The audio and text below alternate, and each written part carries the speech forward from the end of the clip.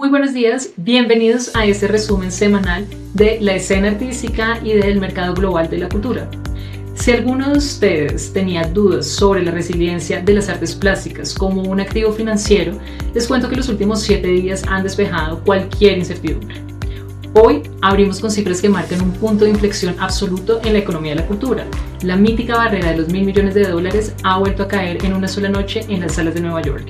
Los artistas Jackson Pollock y Constantin Brancusi lideran lo que los analistas ya califican como una recuperación histórica del mercado secundario. Pero esperen, mientras los martillos golpeaban con euforia en Manhattan, al otro lado del Atlántico, la Bienal de Venecia enfrenta su edición más convulsa de las últimas décadas, marcada por cierres de pabellones, protestas coordinadas por artistas internacionales y un tenso clamor contra la censura institucional. Y en el plano de la gestión cultural, el mapa de los museos se redibuja por completo con un movimiento sin precedentes: la alianza estratégica y futura fusión entre la Neue Gallery y el Metropolitan de Nueva York.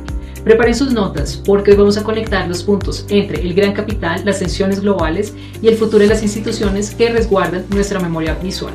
Sin más, comencemos.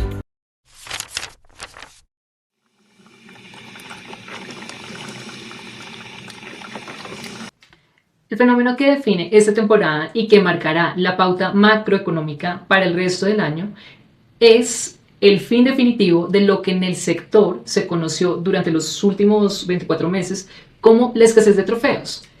Si hacemos memoria, durante los años 2023 y 2024, el mercado secundario de gama alta sufrió una contracción notable. No era por falta de liquidez de las grandes fortunas, era pura falta de oferta. Los grandes coleccionistas, los fondos de inversión de arte y los herederos de los patrimonios históricos preferían retener sus piezas maestras ante la volatilidad del mercado financiero y la incertidumbre de los tipos de interés. Eso ha cambiado drásticamente en ese mayo del 2026. La gran tendencia macroeconómica es la consolidación de lo que llamamos el mercado de nivel de museo. Esto quiere decir que nos encontramos ante una estructura económica donde los compradores actuales en el segmento de ultralujo, descritos por los principales asesores como altamente exigentes, analíticos y selectivos, están ignorando casi por completo el arte contemporáneo, de carácter especulativo, y a los artistas emergentes que causaron furor en las plataformas digitales hace apenas 3 años. Hoy, el capital busca refugio en la tradición, en la procedencia impecable y en el historial de exposiciones y la historia del arte consagrada. Son las liquidaciones forzosas de grandes patrimonios familiares y las sucesiones de magnates fallecidos las que están inyectando al circuito piezas de una calidad excepcional, que no veían la luz pública ni se ofrecían en transacciones comerciales desde las décadas de los 70. Esta denominada era del trofeo revela una desconexión socioeconómica fascinante que merece ser examinada bajo la lupa periodística.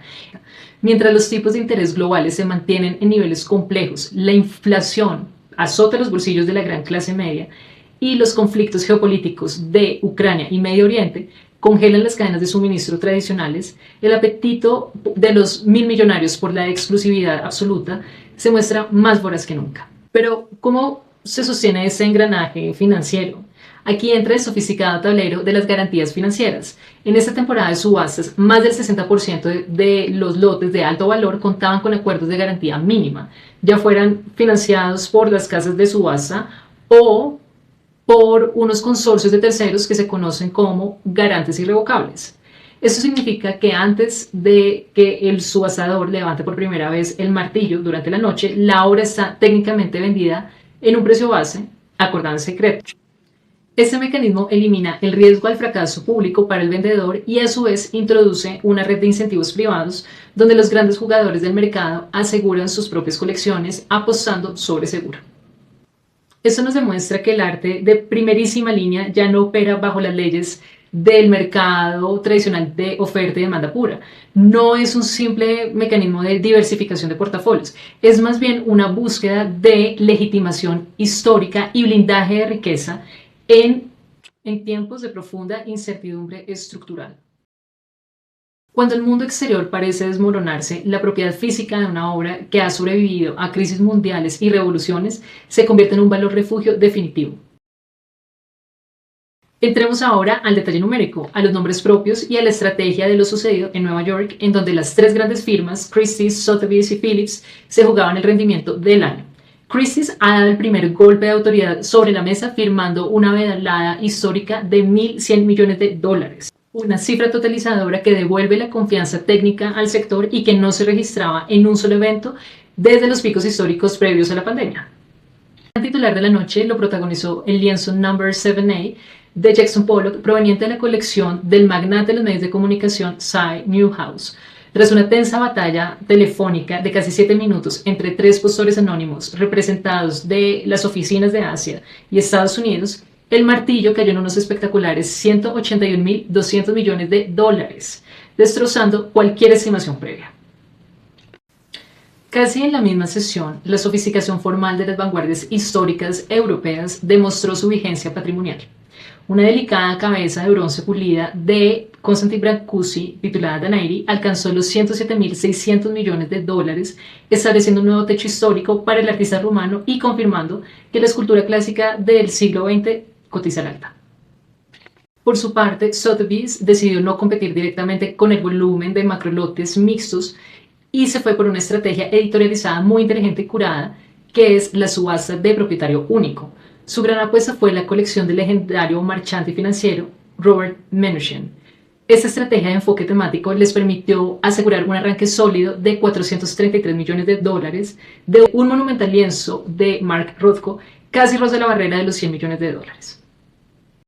Sin embargo, detrás del confeti y los titulares de los récords debemos de ver la letra pequeña del mercado.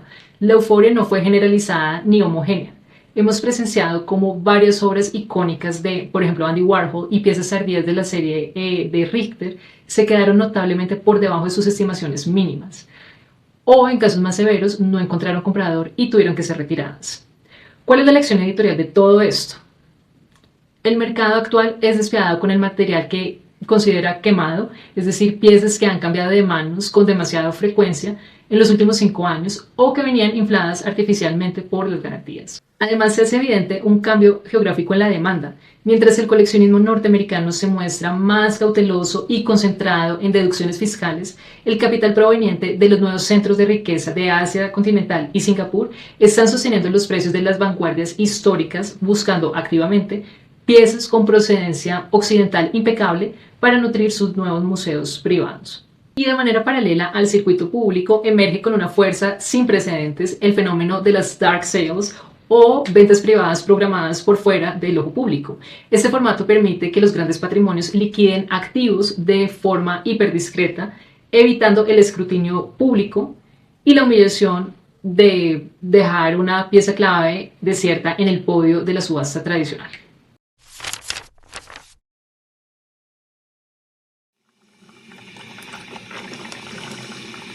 Dejemos la geografía financiera en Nueva York y ahora crucemos el Océano Atlántico para analizar el epicentro institucional y curatorial de Europa. La 61ª Bienal de Venecia, que ese año se inauguró bajo el sugerente y melancólico título de In Minor Keys, en español se traduce como En tonos menores, lejos de ser una celebración idílica de la estética contemporánea y el turismo de lujo, se ha transformado de forma radical en un tenso y complejo campo de batalla geopolítico. Lo que tradicionalmente se concibe como una gran pasarela del arte internacional es hoy un escenario de disidencia colectiva. En un movimiento coordinado sin precedentes en la historia reciente de la Bienal, alrededor de 27 pabellones nacionales han decidido cerrar sus puertas de manera total o parcial o alterar sustancialmente sus exhibiciones en señal de protesta y solidaridad con la crisis humanitaria en Gaza. Varios artistas internacionales están utilizando sus plataformas para desafiar activamente las narrativas oficiales de los estados oficiales patrocinadores y recordar el conflicto a través de instalaciones site-specific bastante crudas. La experiencia de caminar hoy por los históricos Giardini oscila bruscamente entre la quietud solemne necesaria para ese luto colectivo y el ensordecedor del activismo político y las declaraciones diplomáticas. Venecia nos recuerda que el arte no puede ni debe ser neutral cuando la realidad quema las fronteras.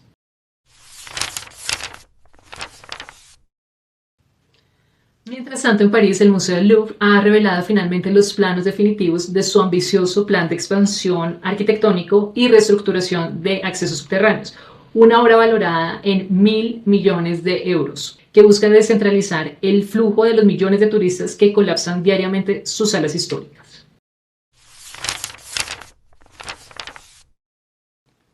Pero la noticia institucional con mayor impacto estructural e histórico a largo plazo se ha tejido en el eje Nueva York-Alemania. Se ha confirmado de manera oficial que la Neue Galerie, el templo del arte austriaco y alemán del siglo XX, fundada por el magnate Ronald Lauder, iniciará un proceso formal de integración operativa, financiera y patrimonial con el Metropolitan Museum de Nueva York de cara al año 2028.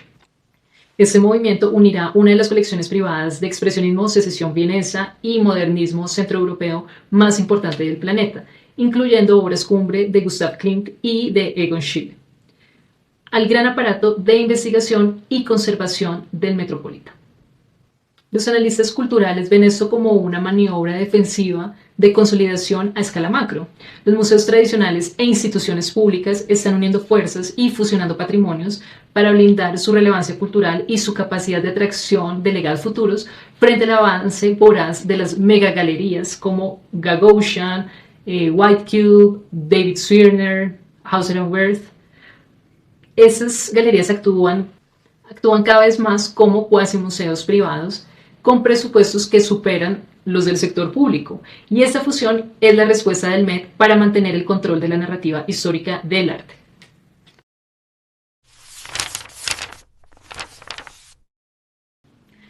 Y dentro de esta misma transformación estructural de las instituciones culturales, no podemos pasar por alto el factor humano, la base misma de la pirámide laboral que sostiene todo ese entramado de salas y exposiciones. Esta semana, el personal técnico de seguridad y de sala del Museo de Arte de Seattle ha votado mayoritariamente para sindicalizarse formalmente.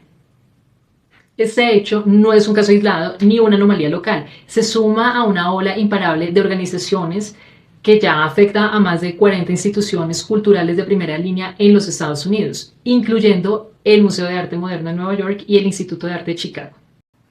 Los trabajadores de los museos tradicionalmente sometidos a salarios bajos y contratos temporales bajo la premisa romántica y casi corporativa del amor al arte están exigiendo convenios colectivos y transparencia en las escalas salariales y condiciones dignas frente a la inflación global y la precariedad económica de los sectores sin fines de lucro.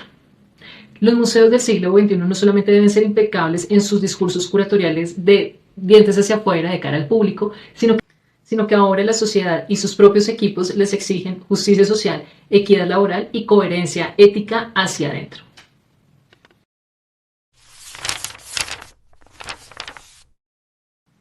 Llegamos al tramo final del programa de hoy poniendo la mirada en el futuro de la creación y el impacto real casi biológico del arte en nuestras vidas cotidianas. En el ámbito del descubrimiento de nuevas propuestas estéticas, la histórica revista Art in America ha publicado su esperado número de verano especial, en donde seleccionó a los 20 nuevos talentos que están redefiniendo los lenguajes contemporáneos.